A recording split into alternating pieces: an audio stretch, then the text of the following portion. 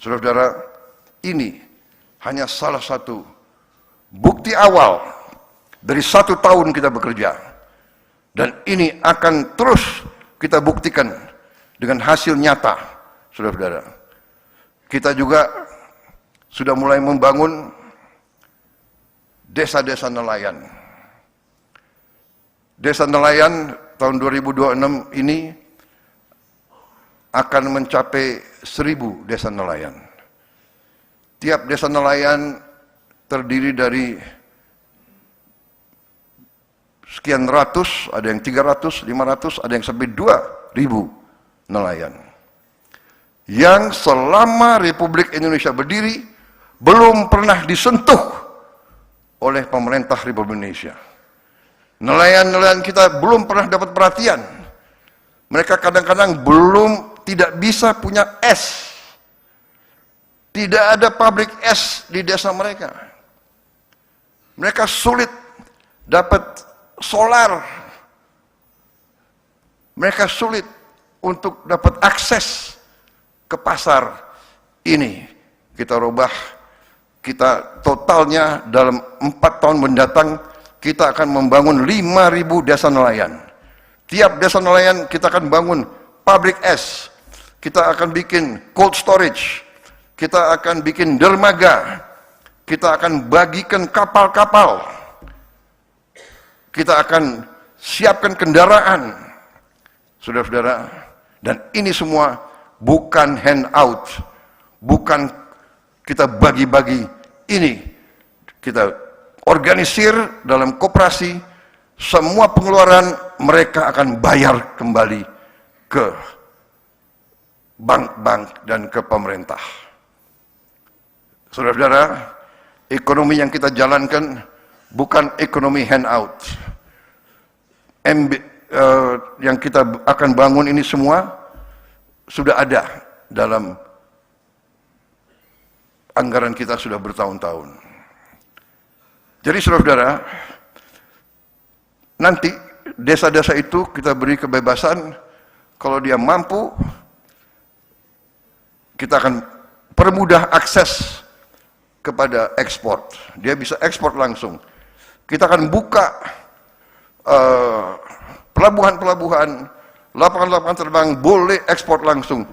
Saudara-saudara, kita akan permudah regulasi supaya mereka bisa menumbuhkan kegiatan ekonomi yang mendasar. Dan mereka akan menghasilkan protein dalam kondisi yang tidak terlalu mahal untuk seluruh rakyat Indonesia. Demikian juga, saudara-saudara, ini sudah hampir 100 sudah jadi di berbagai titik, dan target kita 2026 ini akan sampai 1000, dan selanjutnya total sampai 2029 target kita adalah 5.000 desa nelayan yang nanti mereka akan kembalikan investasi itu, tapi kita kasih kelonggaran mengembalikannya supaya tidak terlalu berat untuk mereka. Kita beri kelonggaran pengembaliannya bisa di atas 10 tahun, 11 sampai 12 tahun. Yang tidak ada masalah, karena para pengusaha-pengusaha besar juga kadang-kadang minta kredit juga belasan tahun. Itu pun sering minta restrukturisasi. Ya kan? Saya ini sudah lama jadi orang Indonesia dan saya pernah jadi pengusaha juga, ya. Saya pun pernah minta restrukturisasi. Dengan kata lain lebih sederhana, minta belas kasihan perpanjangan untuk kembali. Benar atau tidak? Mana menteri-menteri pengusaha? Saudara-saudara, kalau pengusaha besar boleh dikasih apa itu? Haircut, apalagi haircut bagi wenaknya sendiri, haircut. Masa nelayan-nelayan kita enggak kita berdayakan? Belum pernah mereka dapat kesempatan ini. Banyak yang nangis di pulau-pulau terpencil. Sekarang kita hadir, kita memberi harapan ke depan. Sama juga dengan Koperasi Merah Putih yang akan kita bangun dan sudah mulai sebentar lagi. Kemungkinan saya dapat laporan mungkin dalam 1-2 bulan ini sudah akan beroperasi beberapa ratus koperasi. Yang koperasinya sudah hampir berdiri adalah 30.000 koperasi. 30.000 gudang. Tiap koperasi punya gudang, punya cold storage, punya gerai-gerai. Di situ akan ada farmasi desa murah.